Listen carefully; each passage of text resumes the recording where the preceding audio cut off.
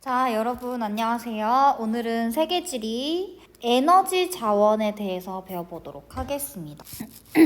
우리가 이제 에너지 자원을 다 배우게 되면 3단원이 끝나게 되는데요.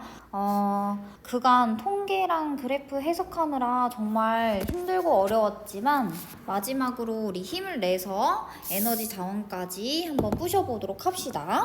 자, 학습 목표 먼저 볼게요. 세계 주요 무슨 자원일까요? 그렇죠. 에너지 자원. 에너지 자원의 특성과 이 에너지 자원이 어디에 있는지 뭘까요? 네, 분포 특징을 조사를 하고요. 에너지 생산 및 그 수요에, 에너지 생산 수요, 에너지 자원의 생산과 수요에 어떤 차이? 그렇죠. 지역적 차이에 따른 국제적 이동 양상을 분석한다. 그래서 지난 시간에 했던 식량 자원이랑 느낌이 비슷해요. 식량 자원은 어떤 게 어디에서 많이 있었고 이런 것들 위주로 공부를 했잖아요. 그리고 식량 자원의 특징이 어땠고 여기도 마찬가지예요. 에너지 자원의 특징이 어떻고 어디에 어떤 에너지 자원이 많이 있는지 이런 것들을 중점적으로 학습을 하도록 하겠습니다. 자, 에너지 자원의 특성과 소비 보도록 할게요. 에너지 자원이라고 하는 건 우리가 에너지를 얻을 수 있는 자원을 이야기를 하는 거죠. 그래서 이 에너지 자원은 석유, 석탄, 천연가스와 같은 화석 에너지와 그리고 수력, 태양광, 풍력과 같은 신재생 에너지로 구분이 가능합니다. 우리가 석유, 석탄, 천연가스를 화석 에너지라고 부르는 이유는 이제 식물이나 동물의 사체가 썩고 돌과 함께 이렇게 엉키면서 만들어지는 화석과 같은 약간 그런 에너지이기 때문에 화석 에너지라고 부르죠. 자, 자원의 특성 한번 보도록 할게요. 자원의 특성을 여러분들이 간단하게 살펴보실 필요가 있는데 자원은요, 세 가지 특성을 가집니다. 첫 번째로 대부분의 자원은 무한해요, 유한해요? 그렇죠. 언젠가 고갈되는 자원이죠. 그래서 유한하죠. 그래서 이런 특성을 유한성이라고 이야기합니다.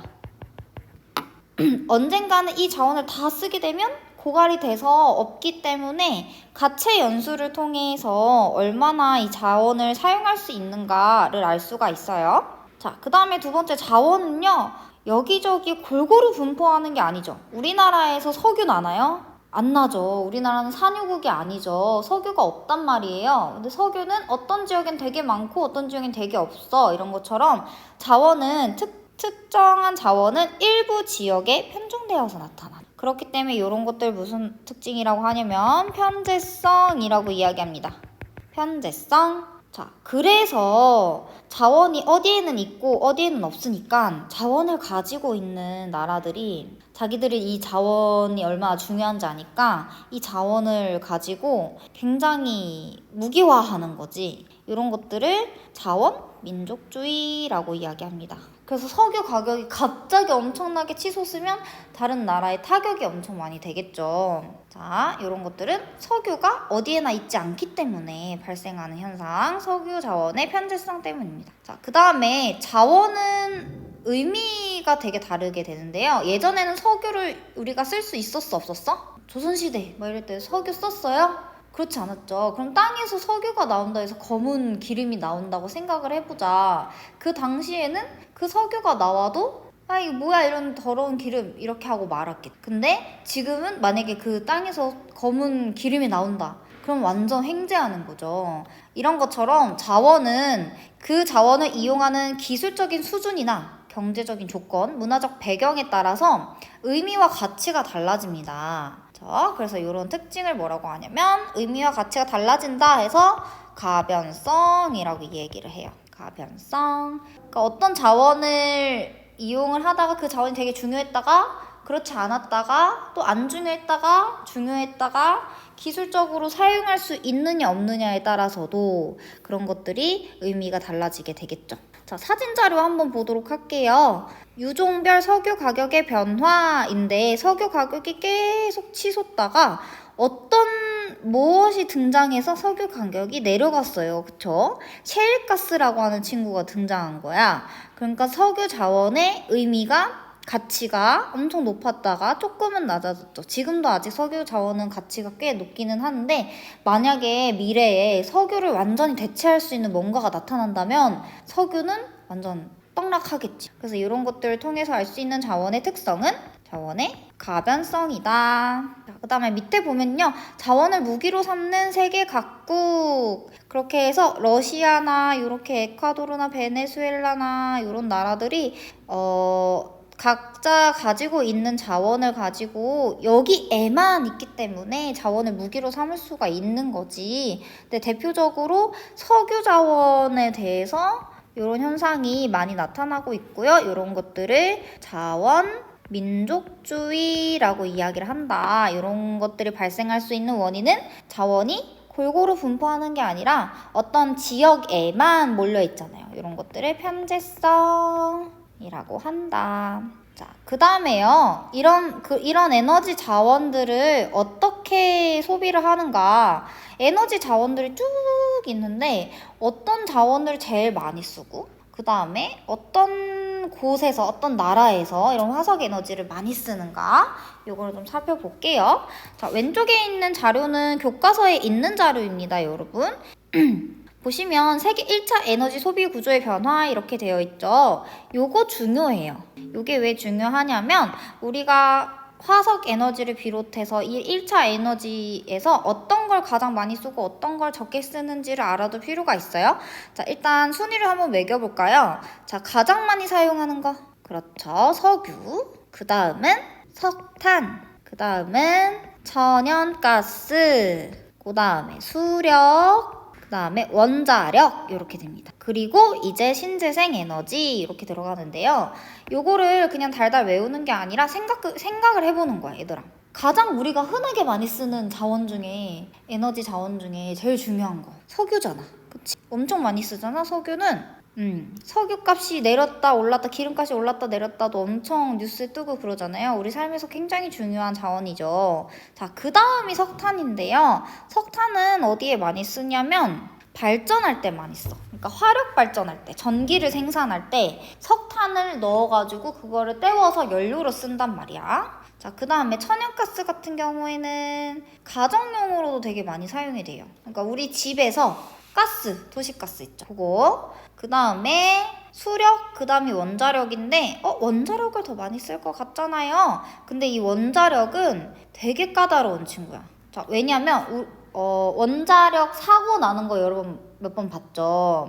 사고가 나게 되면 진짜 그 방사는 어쩔 거야, 진짜. 그 원전소 어쩔 거야. 그런 것처럼 굉장히 위험하기 때문에 이 원자력은 아무데나 설치할 수 있는 게 아니에요. 그리고 또 기술력이 돼야 돼. 그래서 이 엄청 까다롭기 때문에 상대적으로 수력 같은 경우에는 물이 있으면 발전을 할 수가 있거든요. 발전소를 만들 수 있거든요. 물만 풍부하다면.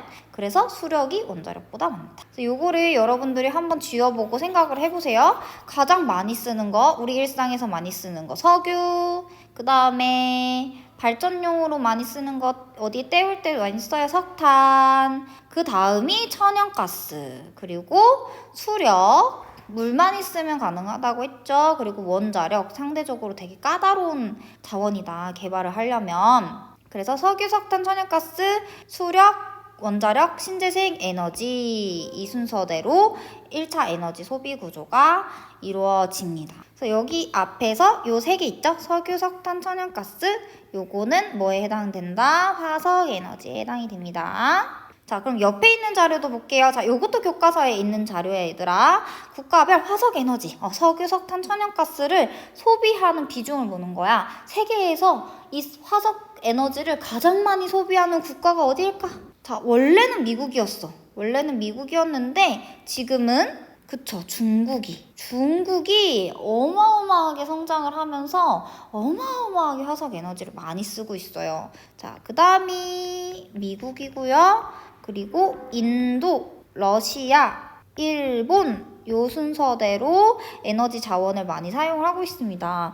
우리가 어떤 순위나 소비량이나 이런 것들 보면 중국, 미국 계속 나오거든? 진짜 엄청 많이 자원을 소비하고 있는 나라들이야. 그래서 여러분들이 꼭 기억해야 되는 건 뭐냐면 중국이 엄청나게 많이 사용이 됐구나. 중국이 급부상했구나. 요거랑 미국이 그 다음으로 많이 사용하는구나. 중국, 미국은 기억을 해 두실 필요가 있습니다. 그렇다면 이제 본격적으로 주요 에너지 자원들의 특징과 분포 및 이동을 살펴볼 텐데요. 화석 에너지 세 가지 뭐 있다 했죠? 석유, 석탄, 천연가스 이렇게 있다고 했습니다. 석유, 석탄, 천연가스 먼저 살펴보도록 하겠습니다.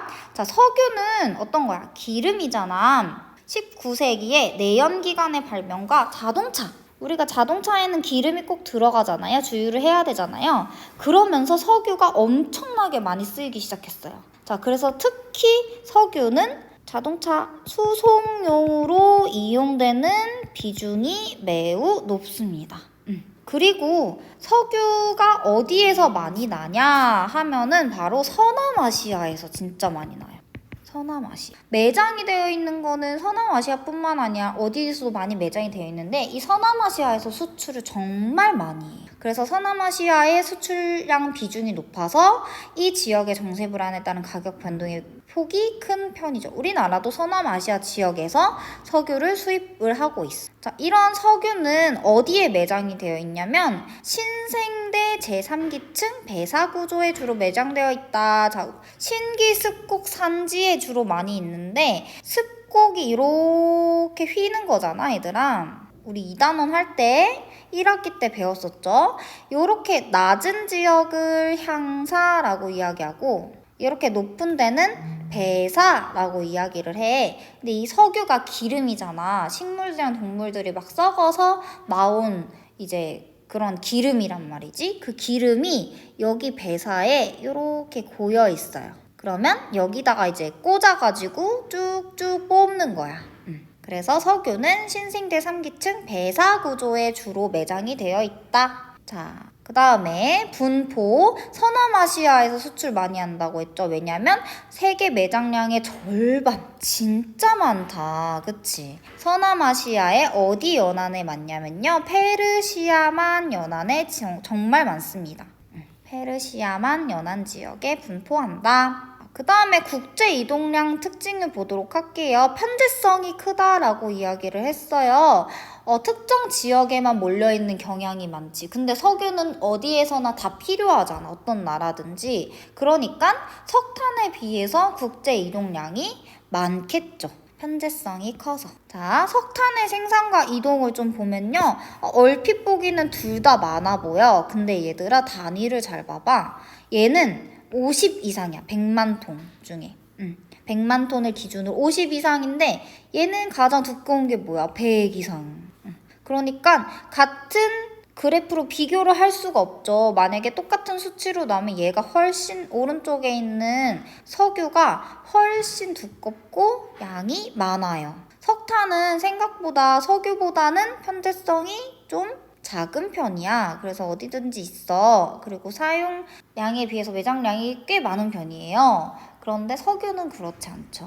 자, 이러한 석유 어디에서 많이 있다고 했지, 얘들아? 그거는 꼭 기억해야 돼. 석유는 서남아시아.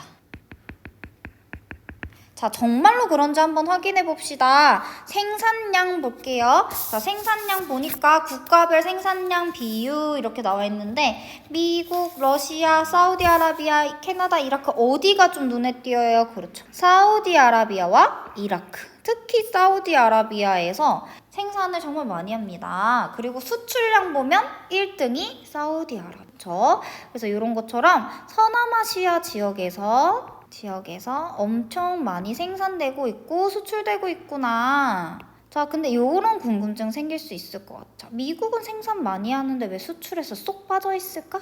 그런 평이 있어. 미국은 석유도 많고 천연가스도 자원도 많은데 자기네들이 좀 오래 쓰려고 수출을 안 해. 그래서 자기네들 나라에 쓸 수 있는 양만 생산을 하는 거야. 그래서 미국은 주로 수출을 많이 안 해. 그래서 잠재되어 있는 막 석유나 천연가스들이 엄청 많을 거다 이렇게 예측을 하죠. 자, 그 다음에 사진 한번 보도록 할게요.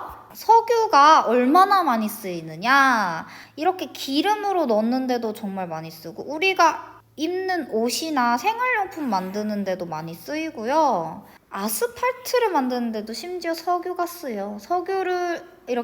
석유에서 이렇게 기름을 다 분리를 한 다음에 남은 찌꺼기로 우리 아스팔트 까는 거거든. 그래서 이런 것처럼 석유가 일상생활에서 가장 많이 쓰인다. 그렇기 때문에 소비 구조에서 1등을 차지할 수밖에 없는 거지. 이렇게 주유소 가면 이렇게 기름 넣죠. 휘발유, 경유 다 석유죠. 자, 그리고 인류 역사상 최고의 행제 중동 석유. 자, 중동이 어디야? 그렇지, 서남아시아지. 그래서 서남아시아 지역의 국가들, 특히 사우디아라비아 같은 경우에는 석유 개발 이후에 엄청나게 변화했죠. 지역이 아무것도 없던 사막에 도시가 막 만들어지기도 하고. 거기 어디야? 두바이. 그래서 중동 지역의 석유 생산량을 보시면요, 여러분 여기가 페르시아만이에요. 여기가 페르시아만. 그래서 사우디아라비아가 엄청 많고, 나머지 이라크, 이란 이런 국가들, 카타르 이런 데도 석유 생산량이 정말 많다. 자, 밑에 사진은 뭐야? 만수르. 자, 여러분들 만수르 하면서 웃잖아. 그치? 정말로 석유로 인해 부자가 된 사람이 있지? 자, 그래서 여기 다시 지도를 보시면요, 여기 석유가 이쪽에 많이 집중이 되어 있죠. 페르시아만과 그 일대의 서남아시아 지역. 아직도 서남아시아 위치 모르시면 안 됩니다. 여러분들 여기가 서남아시아예요. 자, 그리고 배사 구조가 요거야. 자, 이렇게 습곡되어 있는 지역에서 볼록 튀어나와 있는, 배가 볼록 튀어나와 있잖아. 그치? 그래서 이렇게 볼록 튀어나와 있는 배사 구조, 여기에 천연가스와 석유가 있어요. 그래서 여기다가 이렇게 꼽아가지고 추출을 하는 거야. 그러니까 천연가스랑 석유가 애초에 같이 있으니까 같이 이렇게 뽑아서 개발을 하는 경우가 많죠.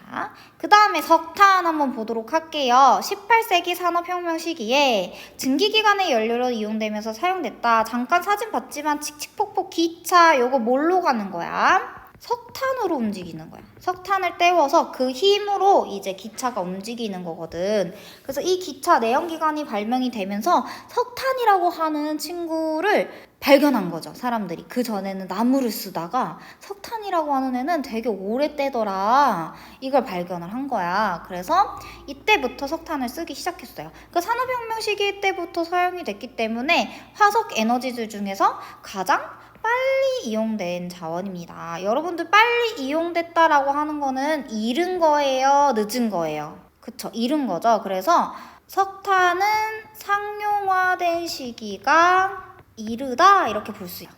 자, 이러한 석탄은 어디다가 쓰느냐? 때우는 데 쓴다고 했잖아. 불을 붙여서 연료로 쓰는 거야. 그래서 그렇게 연료를 써서 전기를 생산해요. 발전용. 발전하는 것 이외에 산업용으로 많이 또 사용이 됩니다. 그렇기 때문에 경제 발전을 하는 국가에서는 석탄이 너무너무 중요해요. 공장 돌릴 때, 전기 생산할 때 석탄을 무지막지하게 쓰는 거죠. 자, 이러한 석탄은요, 석유, 천연가스와 다르게 어디에 주로 매장이 되어 있냐면 고기 조산대 주변에 많이 매장이 되어 있어요. 자, 석탄은 화석 에너지 중에서 편재성이 작은 편이라고 했죠. 편재성이 작다는 거는 상대적으로 널리 분포한다, 이 뜻이에요. 그렇기 때문에 석유에 비해서는 국제적인 이동량이 적어요. 하지만 그렇다고 해서 수출 수입이 안 이루어지는 건 아니야. 우리나라도 석탄을 많이 수입을 해. 자, 그리고 또 중요한 거, 발전 및 산업용으로 많이 이용이 되기 때문에 막 공장을 돌리고 전기를 생산해야 돼. 한참 경제 발전이 이루어지고 있는 국가들한테는 너무너무 중요하겠지. 그래서 중국과 인도에서 생산 소비가 많습니다. 중국과 인도에서 생산 소비가 많아요. 정말 그런지 봅시다. 석탄의 국가별 소비량 비율이에요. 지금 보니까 소비 절반 이상, 그러니까 전 세계의 석탄의 절반 이상 어디로 가는 거야? 중국으로 가고 있네. 중국에서 쓰는 거야. 중국에서. 전 세계의 석탄의 절반 정도는 중국에서 써요. 그 다음은 인도요.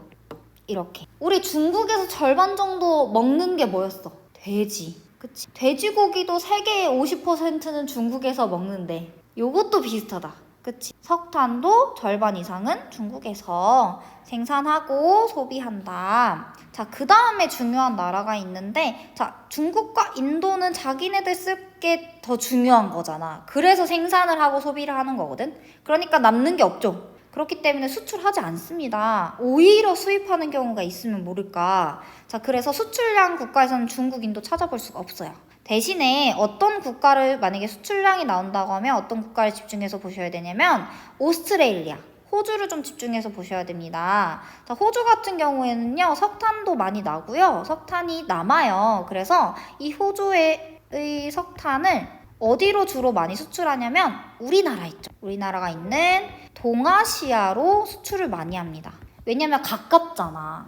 우리가 석탄을 얻어야 돼. 근데 막 저기 막 멀리 어디야 뭐 러시아나 이런 데 가서 할 수 없잖아. 그치? 뭐 아프리카 가서 수입해 올 수 없잖아. 상대적으로 호주가 정말 석탄이 많이 남고요. 그거를 이제 우리나라에서 많이 수입을 해서 쓰고 있어. 그래서 우리나라는 뭐 반도체나 제철이나 그러니까 철 만드는 이런 산업들이 많이 있잖아. 그럴 때 이제 철 녹일 때 철광석 그냥 녹여? 뜨거운 용광로에 녹여야 되잖아. 그때 뭐가 필요해? 석탄이 필요한 거야. 그럼 석탄 한번 보도록 할까요? 자, 이렇게 생긴 친구예요. 지금 기차의 연료 안에다가 석탄을 집어넣고 있죠. 이런 식으로 석탄은 이렇게 불 떼는데 정말 중요한 자원이야. 자, 그 다음에 요거 밑에는 뭐냐면요. 화력 발전을 하는 모습인데 보면 석탄 같은 걸로 넣어서 불을 때워요. 자, 불을 때워서 요게 이제 슝 가가지고 터빈을 돌려요. 그러면서 얘가 에너지로 전환이 되는 거야. 정확히 얘기하면 뭐냐면 이 불을 떼가지고 물을 끓여요. 물을 끓이면 이 수증기가 나오잖아. 이 수증기로 막 터빈을 돌려. 그렇게 해서 전기가 나오는 거거든. 그래서 화력 발전을 할 때 불을 태워서 하는 거잖아. 이때 태울 때 쓰이는 연료가 석탄인 거야. 그래서 석탄은 정말 중요하다. 전기를 만드는 데도 중요하지만 어떤 동력으로도 중요하고 공장 돌리는 데도 되게 중요하고. 자, 그래서 이게 이제 화력 발전이나 공장 모습이고요. 이렇게 석탄을 채굴을 합니다. 이렇게 드르르르 해가지고 석탄을 뽑아내는 거죠. 자, 다음 자원 천연가스 보도록 하겠습니다. 여러분, 천연가스는 돌이에요? 기름이에요? 아니죠. 가스죠, 가스. 자, 그렇기 때문에 천연가스는 어떻게? 가스를 어떻게 써? 가스를 어떻게 이동시켜? 그치? 가스는 공중에 떠다니는 기체잖아. 그래서 처음에 사용하기가 되게 힘들었어. 근데 이제 기술이 발달하다 보니까 어떤 기술이 발달했냐면 냉동 액화 기술이라고 하는 게 발달한 거야. 그러니까 기체인 가스를 뭘로 만든 거예요? 얼려가지고 액체로 만든 거야. 액체. 얼려가지고 액체. 그럼 액체로 만들면 이렇게 실을 수 있잖아. 그래서 운송할 수 있잖아. 그치? 그러면서 천연가스의 소비가 많이 늘어났습니다. 그 전까지는 사용하기가 힘들었죠. 자, 그리고 또 대형 수송관이 이렇게 있어. 그래서 관을 가지고 가스를 옮기는 거야. 자, 그렇기 때문에 처음에는 이용하기가 어려워서 석탄, 석유에 비해서 상용화된 시기가 늦습니다. 자, 그런데 천연가스의 장점이 있어요. 뭐냐면 석탄, 석유에 비해서 태울 때 이 자원을 태울 때 대기 오염 물질 배출량이 좀 적어요. 그러니까 가스니까 연기 같은 거 덜 나겠지. 그치? 그래서 대기 오염 물질이 배출량이 적은 거야. 우리 예를 들어서 천연가스 버스 들어본 적 있죠? 본 적 있죠? 네, 천연가스 버스에 친환경 막 이런 이미지가 붙잖아. 그런 이유가 대기 오염 물질의 배출량이 다른 화석 에너지에 비해서 적기 때문입니다. 이러한 천연가스는요, 주로 어떤 용으로 많이 사용이 되냐면요, 발전할 때도 쓰이고요. 자, 발전용은 뭐라고 했어? 전기를 생산하는 거라고 했어요. 자, 그 다음에 가정용으로 정말 많이 쓰여요. 가정용. 그래서 가정용이 진짜 중요합니다. 왜냐하면 석탄, 석유, 천연가스 중에서 우리 집에서 쓸 수 있는 거는 연료로 쓰는 거는 천연가스밖에 없어. 우리 뭐 석유 가지고 와가지고 집에서 때우지 않잖아. 옛날에 뭐 등유 보일러 이런 것도 있었는데 요즘에는 다 뭐예요? LPG 아니면 도시가스죠. 보일러 할 때. 그 다음에 집에서 요리할 때 가스레인지 쓰죠. 요즘에 인덕션도 많이 쓰긴 하는데 어쨌든 가정용은 오직 천연가스밖에 없다. 자, 이러한 천연가스는 어디에 매장되어 있냐? 아까 사진 봤죠? 신생대 3기 배사구조 배처럼 볼록 튀어나와 있는 여기 배사구조에 석유랑 같이 묻혀있다. 그래서 석유와 함께 매장된 경우가 많다. 자, 이거 어떻게 옮겨요? 가스를 얼려서. 액체로 만들어서요. 주로 해상에서는 할 때는 액화가스 수송선을 이용을 하고요. 육상에서는 파이프라인을 가지고 이제 바로 직선에서 보냅니다. 자, 이 천연가스는 어디에서 많이 나오냐? 요거 중요하지. 어디에서 많이 나오냐? 여러분들 러시아 주목하셔야 됩니다. 러시아. 자, 러시아는요, 천연가스의 왕국이에요. 거의. 자, 그래서 수출량도 가장 많아요. 자, 그 다음에 특징이 뭐가 있냐면 러시아나 미국 같은 선진국에서는요, 요즘에 이제 환경을 생각한다고 석유 대신 천연가스를 쓰는 경우가 많아요. 그래서 이 중에서는 대표적으로 러시아가 천연가스 정말 많이 사용한다. 그래서 천연가스는 러시아 기억하셔야 됩니다. 자, 그러면 천연가스 한번 보도록 하자, 얘들아. 자, 천연가스 어떻게 생겼냐. 자, 요게 이제 LPG, 천연가스를 운송하는 그 방식인데, 가스전에서 천연가스를 이렇게 쭉 뽑아.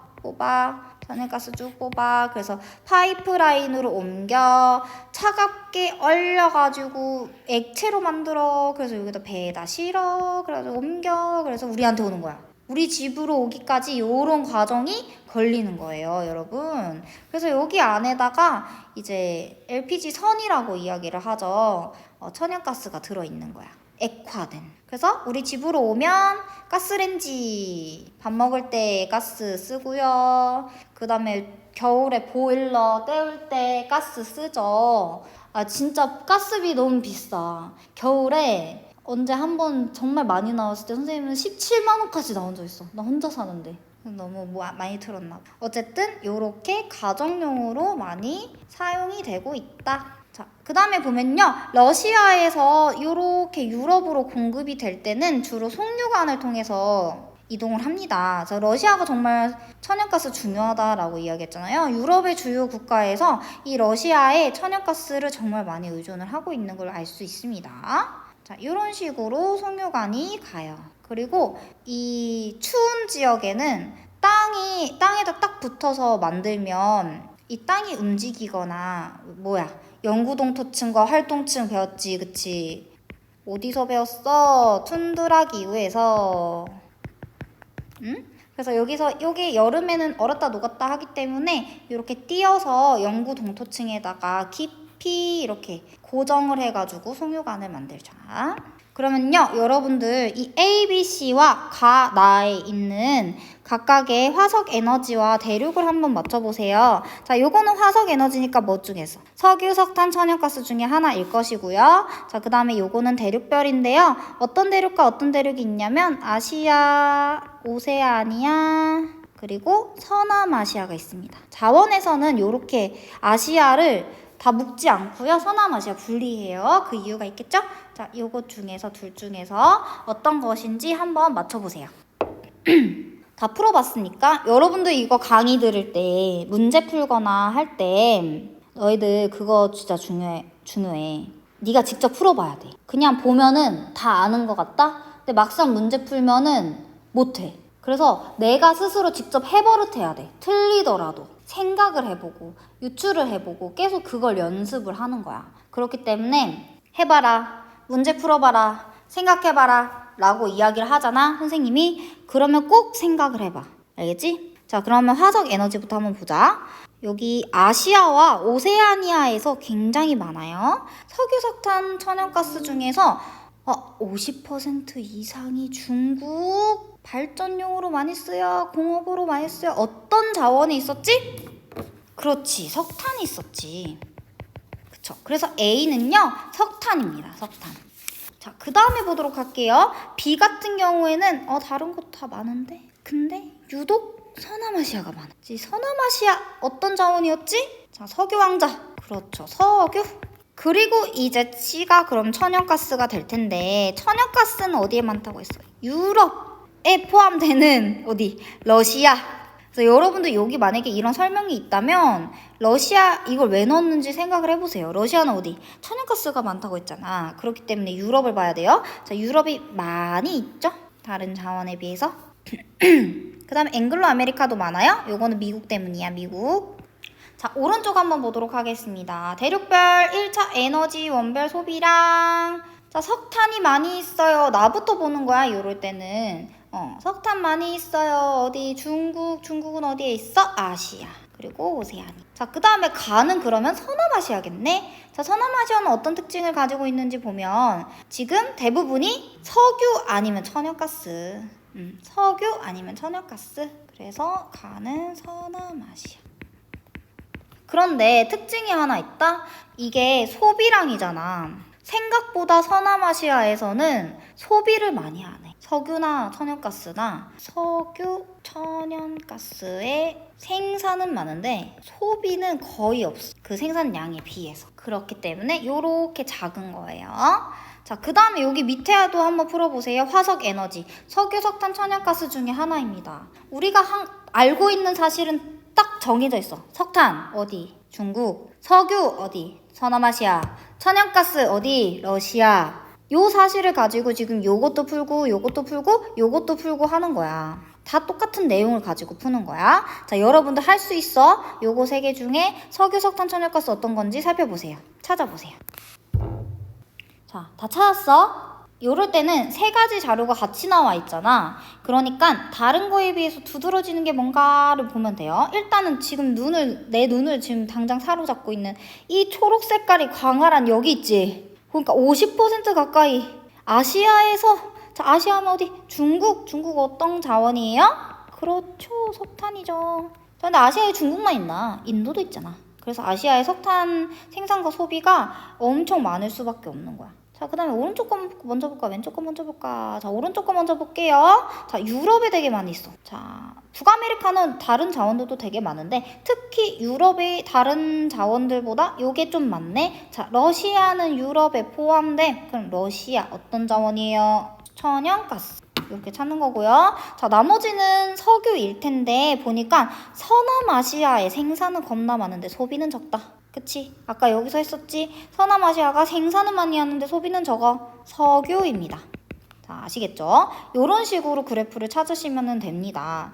기억해야 되는 사실은 하나이지만 우리가 연습을 계속 해야 된다는 거 계속해서 강조하고 있습니다. 자, 그 다음에 원자력 보도록 할게요. 요즘에 핫한 원자력, 그치? 자, 원자력은 우라늄이나 플루토늄의 핵 분열로 인해서 발생하는 에너지. 그래서 엄청나게 작은 게 막 거대한 에너지를 만들어내는 거야. 그래서 이걸 발견해서 이거 엄청 효율성 있다. 그러면서 발전을 시작한 게 원자력이야. 그래서 원자력의 장점은 적은 양의 에너지원으로 많은 양의 전력을 생산할 수 있어. 자, 그 다음에 화력 발전에 비해서 사용하는 양이 적기 때문에 대기 오염 자체는 적게 배출해요. 이산화탄소나 이런 것들은. 그런데 치명적인 단점 뭐예요? 방사능이죠. 방사능 노출 위험성이고 방사성 폐기물을 처리하는데 어려움이 크죠. 자, 이러한 까다로운 원자력은 되게 위험하기 때문에 어떤 곳에서 사용이 되냐? 집안이 안정되어 있어야 돼. 그리고 냉각수가 있어야 돼. 이런 지역이 필수 입지 조건입니다. 자, 원자력이 만약에 시험 문제에 나온다고 하면요, 여러분들 프랑스 찾아주세요. 프랑스. 자, 프랑스는요, 이 국가 프랑스에서 원자력만 가지고 발전하는 비율이 70% 가까이 돼요. 그래서 굉장히 원자력을 많이 쓰는 국가야. 자, 근데 프랑스 같은 경우에는 이 원자력이 기술력을 많이 요하잖아. 프랑스가 원자력 발전의 기술이 좀 발달했거든. 그리고 프랑스는 뭐야? 프랑스는 뭐가 있어? 안정지계가 있지. 안정지계 우리 세계 대지형 할 때 했었어. 안정지계 되게 안정되어 있는 땅이잖아. 막 지진이나 화산이나 이런 게 없잖아. 그렇기 때문에 원자력을 하기는 되게 좋았던 것. 근데 문제가 되고 있는 일본 어때? 보자. 이게 원자력이거든, 얘들아. 원자력은 이렇게 해가지고 이렇게 융합 발전을 해서 요걸로 이제 수증기를 돌려서 전기를 생산을 하는 거야. 그런데 여기는 이게 열이 되게 가하니까 꼭 냉각수가 있어야 돼. 그러니까 후쿠시마 원전이 왜 바닷가에 있어? 냉각수 때문인 거야. 이렇게 원자력 발전을 할 때는 꼭 냉각수가 필요가 해요. 자, 근데 이거 보세요. 그래서 대부분의 원자력 하는 데는 선진국 쪽이죠. 기술력이 있어야 되니까. 그런데 여기도 이쪽에다 붙여서 안 만들잖아. 그치? 판의 경계와 떨어져 있는 곳에서는 안정된 땅에서 만든단 말이에요. 근데 일본 어때요? 굉장히 안정되어 있지 않은 곳이죠. 그러니까 어떻게 보면 이런 대지진이 발생했을 때 또 한 번의 원자력의 사건, 사고가 발생할 수 있는 곳이야. 그래서 원자력은 이러한 특징을 가진다는 거. 오늘 수업 진짜 길다, 그치 얘들아? 조금만 힘내서 신재생 에너지까지 한번 해보도록 하겠습니다. 자, 신재생 에너지요. 어떤 등장 배경이냐면요. 기존 화석 에너지가 이제 석유, 석탄, 천연가스가 없어지잖아요. 그럼 이제 우리 어떻게 전기를 생산해? 그런 문제도 있고요. 그 다음에 환경오염. 우리 지구온난화의 주범이잖아요, 화석연료는. 그쵸. 그리고 석유 가격이 상승해서 나라가 너무 힘들어요. 이런 것들 때문에 등장한 대체 에너지가 신재생 에너지죠. 자, 그래서 신재생 에너지의 특징 한번 맞춰보자. 대기 오염물질 배출이 많아요, 적어요? 그쵸, 적죠. 환경 친화적이죠. 재생 가능하죠. 다시 쓸 수 있죠. 물 계속 쓸 수 있고 햇빛 계속 쓸 수 있잖아. 자, 고갈 가능성이 낮아요. 그런 특징을 가지고 있고요. 하지만 에너지 효율이 낮아. 경제성이 낮아. 그러니까 효율이 안 나오는 거야. 만약에 100억을 투자했어. 근데 그 100억만큼의 가치를 못 뽑아내는 거야. 하지만 이제 기술 발전은 그래서 필요한 거지. 그래서 기술의 발달로 인해서 경제성이 높아지고 있고 공급량도 증가하고 있습니다. 자, 신재생 에너지의 종류와 분포 특징이 중요합니다. 어떻게 중요하냐면, 자, 수력은 물을 가지고 발전을 하는 거잖아. 얘들아, 그렇기 때문에 연 강수량이 많아야지. 강수량 많고 강이 있다든지, 그리고 또 높은 산지가 있어서 낙차, 물이 이렇게 떨어지는 거, 떨어질 때의 위치 에너지를 가지고 전기를 생산하는 거야. 그래서 낙차 확보에 유리하거나 아니면 빙하가 있어서 빙하 녹음물이 흘러내리는 지역, 예를 들어서 캐나다, 노르웨이. 그래서 여기는요, 요 지역들 기억해 두셔야 돼요. 자, 수력은요, 브라질, 캐나다, 노르웨이 기억하셔야 됩니다. 자, 그 다음에 풍력 같은 경우는 바람이잖아. 그러니까 바람이 1년 내내 계속 불어야 되지. 근데 우리 바람이 산지나 해안가에서 바람이 강하잖아요. 그래서 해안, 특히 섬 요런데, 고원지대 요런데가 풍력 발전이 이루어지기 쉽습니다. 그래서요 풍력은요 덴마크, 영국, 독일 이쪽에서 많이 이루어지는데, 여기는 어떤 곳이야? 편서풍이 부는 곳이지. 대서양에서 편서풍이 불어오는 곳이에요. 그렇기 때문에 풍력 발전에 유리합니다. 자, 그 다음 태양광, 태양열 보도록 할게요. 태양광, 태양열은 비가 오거나 눈이 오거나 하면 발전을 하기가 어렵잖아. 그래서 일사량이 꾸준히 많은 지역. 그래서 이탈리아나 에스파냐 이런 곳이 있고요. 그 다음에 지열 발전은 판의 경계부, 그리고 신기조산대 이런 화산 활동이 활발한 곳에서 이제 많이 이용을 하죠. 자, 특히 아이슬란드. 그 다음에 여기 지역 다 싸그리 외울 필요 없어요. 자, 터키, 필리핀, 인도네시아 요런데. 자, 어디가 중요하냐? 환태평양 조산대. 자, 마지막 바이오 에너지인데요. 바이오 에너지는 우리 뭘로 많이 쓴다고 했어? 옥수수로 많이 하잖아. 옥수수, 바이오 에탄올, 옥수수. 그러니까 어디 지역이 유명할까요? 그쵸, 미국과 브라질, 아메리카 지역이 옥수수 때문에 바이오 에너지도 많이 합니다. 자, 그러면 이 밑에 그래프도 한번 확인해 볼게요. 자, 수력, 물이 많아야 된다고 했죠. 물. 자, 중국이나 브라질, 캐나다. 그리고 혹시 노르웨이 있을까요? 노르웨이 나오면 요거 수력인 거 확인해 주시고요. 자, 그 다음에 풍력, 독일, 영국, 에스파냐, 편서풍이 부는 유럽 지역. 자, 그 다음에 태양광, 태양열인데, 태양광, 태양열 같은 경우에는 해가 계속 내리쬐는 이탈리아의 지중해성 기후 있죠. 지중해성 기후. 1년에는 아니지만 이 비가 안 오는 요 기간에.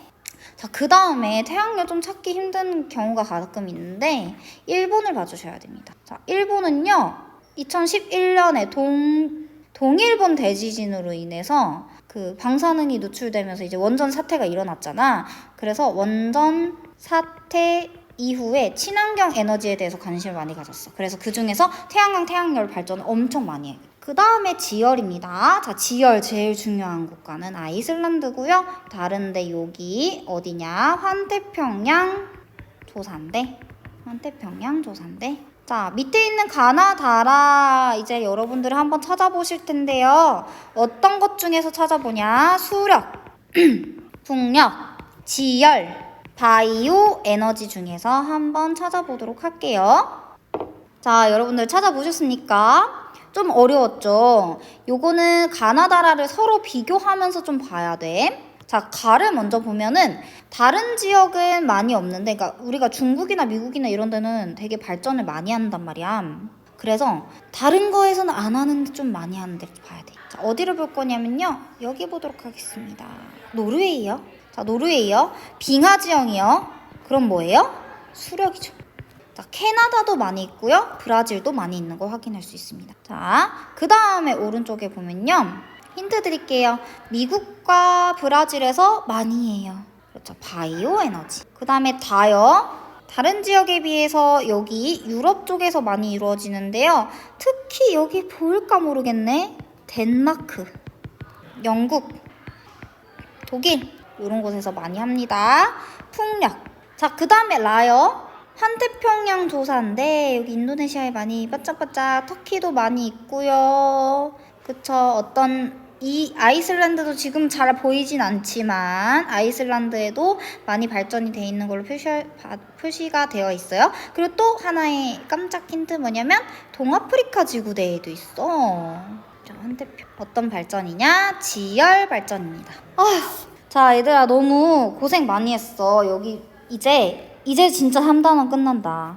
오늘 배운 내용 중에서 여러분들이 다시 꼭 복습해야 되는 게 뭐냐면 특히 어떤 지역에서 많이 이루어지는지는 꼭 기억을 해야 돼.